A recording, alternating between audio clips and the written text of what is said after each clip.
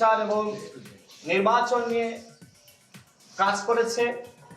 জনগণের প্রত্যাশা ছিল যে এই সরকার একটি বিপ্লবী সরকার হিসেবে কাজ করবে, এই সরকার জনগণের প্রত্যাশা পূরণ করবে, এই সরকার সমতা এবং সাম্য প্রতিষ্ঠা করবে।